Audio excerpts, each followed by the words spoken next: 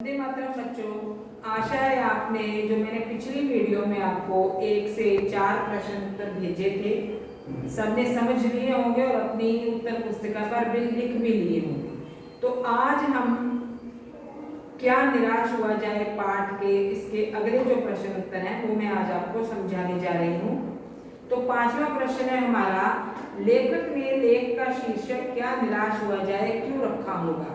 क्या आप इससे बेहतर शीर्षक सुझा सकते हैं?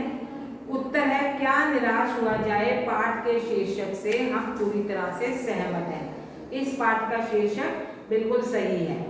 आज के युग में समाचार पत्रों में भ्रष्टाचार, बेईमानी आदि के समाचारों को पढ़कर हमें निराश नहीं होना चाहिए। क्या आजकल के अगर समाचार पत्रों में या कहीं किसी भी मीडिया के थ्रू हमें ऐसी कोई खबरें पढ़ने को मिलती हैं या देखने को मिलती हैं कि जिसमें कोई भ्रष्टाचार से भरी घटनाएं हैं या बेईमानी के समाचार हैं, तो उनको पढ़ के निराश नहीं होना चाहिए। क्यों? क्योंकि समाज में अभी भी सच्चाई और ईमानदारी समाप्त नहीं हुई है।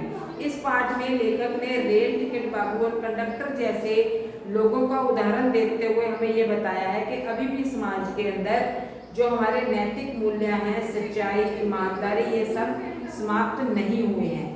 तो मनुष्य की बनाई रीतियों को बदलकर महान भारत को दोबारा बनाया जा सकता है। मनुष्य की बनाई रीतियां क्या कि मनुष्य लालचवश, लोभवश कोई भी गलत काम कर देता है, तो अगर हम उसको बदलकर नई महान भारत को दोबारा बनाया जा सकता है। इस पाठ का अन्य शीर्षक निराशा से आशा या उजाले की ओर भी रखा जा सकता है। अगला प्रश्न है, यदि क्या निराश हुआ जाए के बाद कोई विराम चिन्ह लगाने के लिए कहा जाए तो आप दिए गए चिन्हों में से कौन सा चिन्ह लगाएंगे? अपने चुनाव का कारण भी बताइए।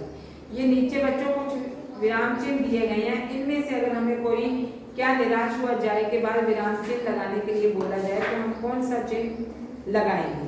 क्या निराश हुआ जाए के बाद में प्रश्न चिन्ह क्या निराश हुआ जाए लगाना उचित होगा। समाज में व्याप्त मतलब समाज में फैली हुई बुराइयों के रहते हुए भी जीवन जीने के लिए सकारात्मक दृष्टि जरूरी है। सकारात्मक दृष्टि क्या होती है कि हमारा पॉजिटिविटी अपने अंदर निराशा को जन्म ना लेने देना, अपने अंदर आशा बनाए रखना, उम्मीद की किरण को बनाए रखना।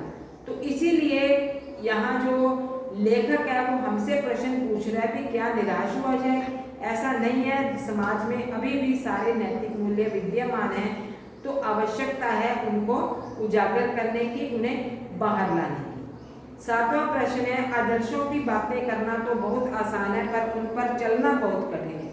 क्या आप इस बात से सहमत हैं? तर्क सहित उत्तर दीजिए।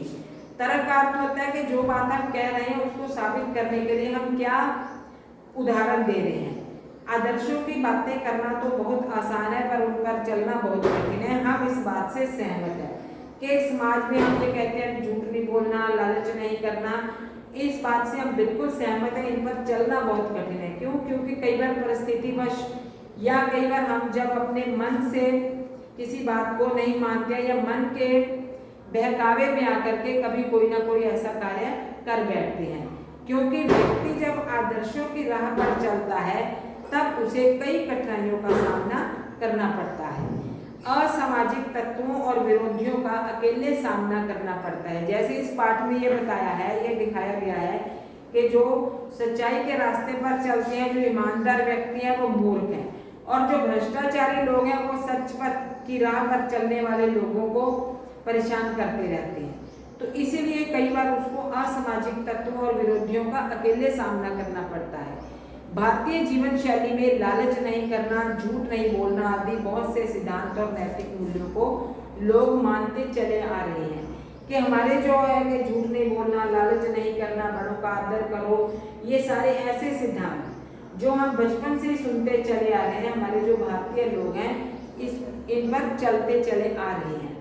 कभी कभी देश की स्थिति सुधारने के लिए जिन लोगों को नियुक्त किया जाता है वे मन की अपवित्रता के कारण अपने लक्ष्य को भूल जाते हैं। कि कभी कभी जैसे लेसन में हम पढ़ा था कि देश की स्थिति को सुधारने के लिए जो उच्च पद पर आसीन लोग हैं उनको ये कहा जाता है कि आपने ऐसा करना है, गरीब लोगों की दशा को सुधारने के लिए आपने ये कार्य करना है। तो अगर कहीं कभी कोई ग्रांट भी आती है सरकार की ओर से, तो कभी कभी क्या होता है कि जिन लोगों को इसके लिए नियुक्त किया जाता है तो वे मन के बहकावे में आकर के अपवित्रता के कारण कि अपने मन में उनके लोभ लालच आ जाता है और वो अपने लक्ष्य को भूल जाते हैं कि हमें किस काम को पूरा करना है, और अपनी सुख सुविधा की ओर ध्यान देने लगते हैं। और वो ये सोचने लगते हैं कि हम अपनी सुख सुविधा की ओर ध्यान देने लगते हैं कि हम कैसे सुख सुविधाएं ज़्यादा जुटाएं, या जो भी सही कार्य है वो नहीं करते हैं। लालचवश लोभवश जो है वो अपने ऊपर वो पैसा खर्च लेते हैं और सही व्यक्तियों तक वो चीज़ नहीं पहुंचती है, क्योंकि व्यक्ति का मन सदा आदर्शों के द्वारा चलित नहीं होता। कि व्यक्ति का मन क्या आदर्शों के द्वारा चलित नहीं होता कि कभी कभी मन में भी मैल आ जाता है और स्वार्थ की वजह से जो व्यक्ति है वो अपने आदर्शों को भूल जाता है। इसके बाद अगला प्रश्न है, आपके सपनों का भारत कैसा होना चाहिए? तो हमारे सपनों का भारत एक ऐसा भारत है जहाँ हर एक मनुष्य को गर्व हो कि वे भारतीय है, जहाँ गरीबी का नामो निशान ही ना हो, प्रत्येक भारतीय के पास हर तरह की सुख सुविधाएं हों। कि अभी भी कुछ लोग जो है वो गरीबी की रेखा से नीचे जीवन जी रहे हैं और कुछ जो हैं वो बहुत ही अच्छा जीवन यापन कर रहे हैं। तो ऐसा होना चाहिए प्रत्येक भारतीय, जो भी भारत में रहने वाले लोग हैं, कम से कम उनके लिए रोजी रोटी का प्रबंध सबके लिए हो, वातावरण शुद्ध हो, प्रदूषण रहित वातावरण हो, सभी भारतीय आपसी मेलजोल, सहयोग, दया, ईमानदारी, सच्चाई आदि नैतिक गुणों से ओतप्रोत हो। कि सभी भारतीयों के अंदर ऐसे नैतिक गुण विद्यमान हो। सभी ओतप्रोत होना होता है कि भरे होना, उनके अंदर उन गुणों की भरमार हो।